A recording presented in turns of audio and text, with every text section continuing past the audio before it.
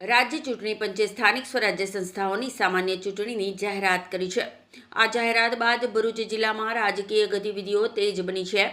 જિલ્લા કલેક્ટર ગૌરાંગ મકવાણાએ ચૂંટણી પ્રક્રિયા અંગે માહિતી આપતા જણાવ્યું હતું કે આગામી 26 એપ્રિલે જિલ્લા પંચાયતની 34 બેઠકો, 9 તાલુકા પંચાયતની 182 બેઠકો અને 4 નગરપાલિકાઓની 132 બેઠકો માટે મતદાન થશે।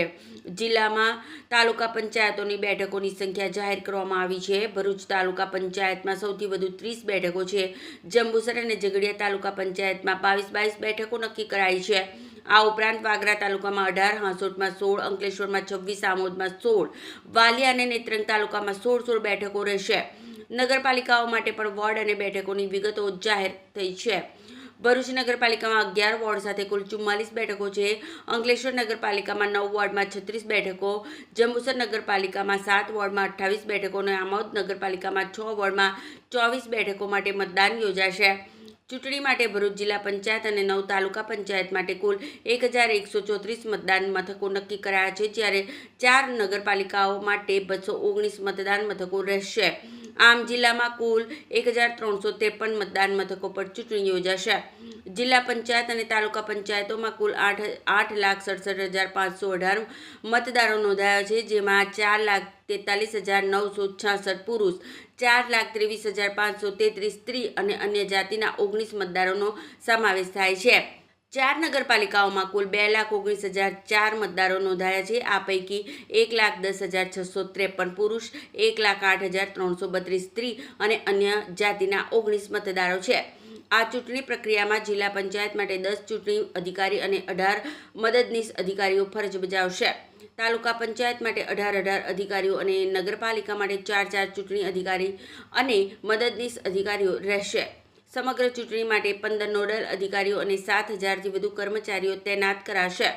ચૂંટણી જાહેર થતાં જ વિવિધ રાજકીય પક્ષો દ્વારા ઉમેદવારોની પસંદગી અને પ્રચારની તૈયારી શરૂ થઈ ગઈ છે।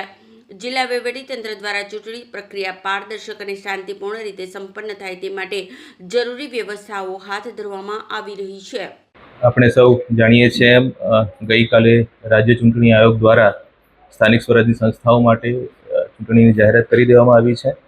એટલે ગઈકાલથી જ આદર્શ આચારસંહિતા અમલમાં આવી ગઈ છે અને રાજ્ય ચૂંટણી આયોગ દ્વારા જે કાર્યક્રમ આપવામાં આવ્યો છે એ મુજબ ગઈકાલથી એટલે 1/4/2026થી ચૂંટણીની જાહેરાત થયેલી છે।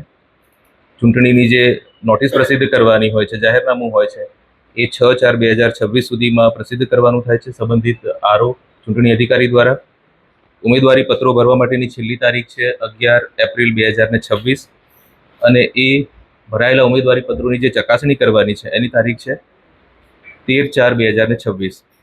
જો કોઈ કિસ્સામાં કોઈ ઉમેદવારે પોતાની ઉમેદવારી પાછી ખેંચવાની હોય તો એવા કિસ્સામાં ઉમેદવારી પાછી ખેંચી લેવા માટેની છેલ્લી તારીખ છે 15 એપ્રિલ 2026 અને જે મતદાનની તારીખ છે એ 26/4/2026 રવિવારના દિવસે એ સવારે 7 વાગ્યાથી શરૂ કરી અને સાંજના 6 વાગ્યા સુધી છે।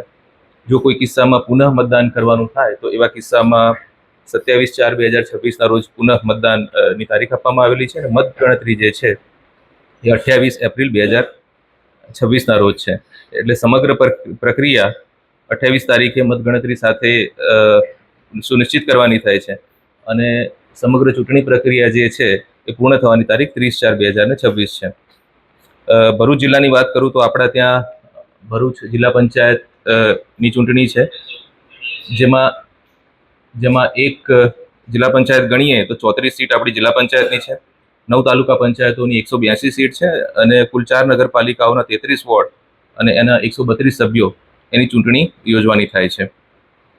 જે મતદાન મથકો ભરૂચ જિલ્લામાં છે એની આંકડાકીય વિગતો આપું તો તાલુકા જિલ્લા પંચાયતના મતદાન મથકો 1134 છે, જેમાં મતદારોની સંખ્યા 8,67,518 છે, જ્યારે નગરપાલિકાના મતદાન મથકો કુલ 219 છે, જેમાં મતદારોની સંખ્યા 2,19,004 છે। જિલ્લામાં પૂરતા પ્રમાણમાં સ્ટાફ છે ચૂંટણીની સમગ્ર કાર્યવાહીને કરવા માટે। જિલ્લા પંચાયતની ચૂંટણી માટે કુલ 10 જેટલા ચૂંટણી અધિકારી અને મદદનીશ ચૂંટણી અધિકારી 18 જેટલા નીમવામાં આવ્યા છે। તાલુકા પંચાયતની ચૂંટણી માટે 18 ચૂંટણી અધિકારી અને 18 જેટલા મદદનીશ ચૂંટણી અધિકારીની નિમણૂક કરવામાં આવેલી છે। જ્યારે નગરપાલિકા વિસ્તારની વાત કરું તો નગરપાલિકાની ચૂંટણી માટે કુલ 4 ચૂંટણી અધિકારી અને 4 મદદનીશ ચૂંટણી અધિકારીઓની નિમણૂક કરવામાં આવેલી છે.